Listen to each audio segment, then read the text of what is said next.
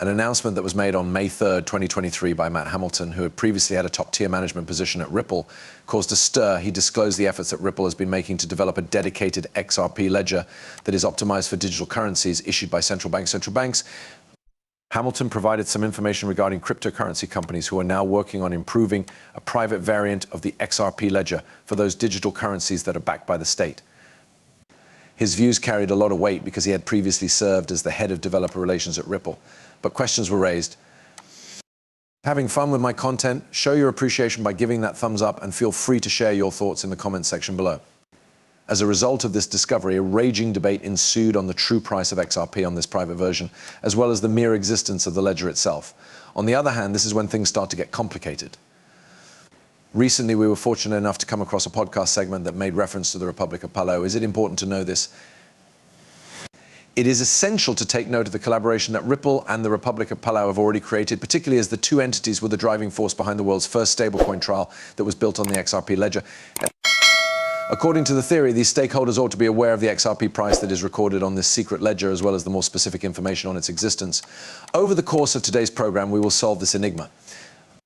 A video clip that features none other than the Minister of Finance of the Republic of Palau is about to be shown to individuals. As he delves further into the issue of public versus private ledgers, the foundation for their stablecoin, and the potential worth of XRP in the future, you should join him in embracing yourself. So let's get right down to the video clip. Our decision to use the public XRP Ledger was primarily motivated by the transparency it offers. It has always been of the utmost importance that we communicate our ongoing projects and milestones in an open and honest manner. To this point, the voyage has been gratifying, despite the fact that it has not been without of difficulties. It is pioneering work and an experiment. Throughout the entire process, Ripple's support has been extremely helpful in overcoming these many obstacles. When the video comes to a close, it becomes clear the public ledger was clearly given priority by the Finance Ministry of the Republic of Palau due to the fact that it features openness. On the other hand, according to their statement, the existence of a private ledger is not confirmed nor denied, leaving the door open for the possibility that it is a fact. A lot of people are interested in knowing how much XRP is stored on this reported private ledger. At this very moment, we are going to broadcast a small audio clip that we have obtained from another podcast. On this Govt site, this will shine light on the speculative price of XRP, which is now being traded. The possibility of the public and private ledgers coming together is an idea that is gaining traction and is currently being discussed. If this is accurate, then their prices might be combined. This would result in an average price. However, this is still a matter of speculation because there is no concrete evidence to support it. During these conversations, David Short, who is better known to many as Ripple's Chief Technology Officer, was there.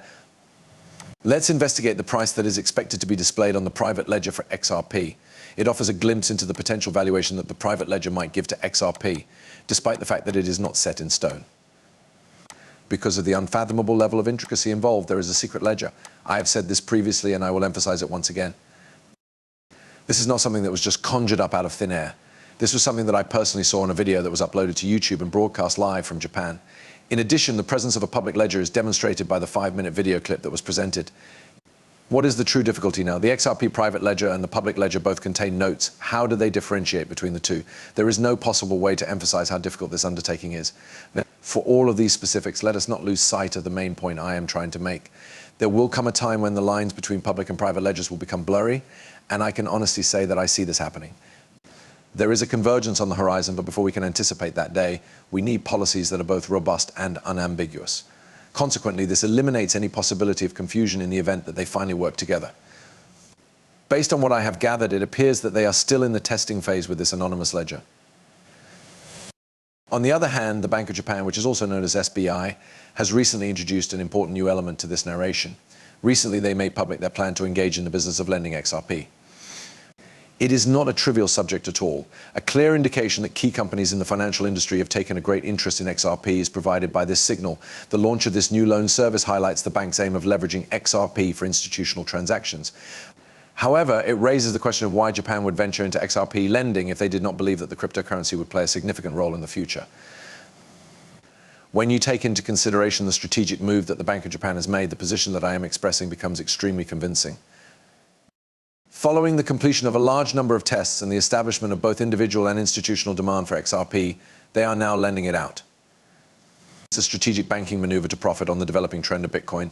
This is not merely a loaning exercise, rather, it is a strategic banking maneuver. The appeal of XRP is not limited to its speculative worth, rather, it is a potential instrument for conducting international transactions on a vast scale for retail consumers on the business-to-business front. Currently, we are observing a tremendous shift in paradigm. The holdings of XRP by financial institutions are not limited to. As part of their efforts to integrate it into functional utility initiatives, they are capitalizing on its potential to facilitate smooth payments across international borders and transfers between institutions. Neither is this a one-time phenomenon that is unique to Japan. International banking behemoths are coming together. Consider, for instance, the cooperation that has been formally established between Ripple and MasterCard. MasterCard is not only a credit card corporation, rather it is a massive force in the payment processing industry that operates through a broad network of subsidiary companies. Not only is Ripple interacting with MasterCard's principal arm through this agreement, but it is also connecting with its multiple subsidiaries such as Fluency, Consensus, EI2D, Verith, as well as a great number of additional subsidiaries that are not even named here. And through their partnership, they are not only demonstrating their support for one another, but also highlighting their liquidity and future scalability.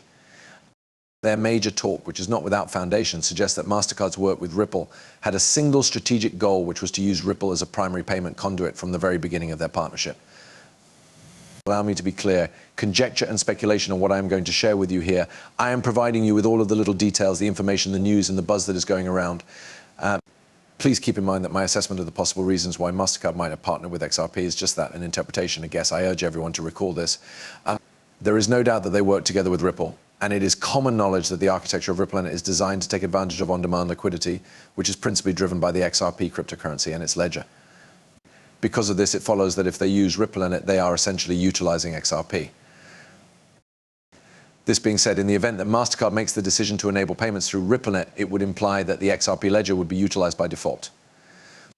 In spite of the fact that it is speculative, this insight highlights the seriousness of such a collaboration and the potential repercussions it could have. It is important to keep in mind that I am not a licensed financial counselor.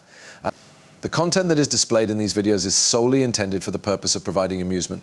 Before making any decisions regarding their finances, I always recommend viewers to do their own study and seek the advice of professionals. Many thanks for taking the time to listen. I would appreciate it if you could give the video a thumbs up and make sure to hit the subscribe button if you found it entertaining. Additionally, guarantee that you activate the notifications so that you are the first to know about any new content that I publish. I am looking forward to catching up with you in the video that is coming up. Take care of yourself.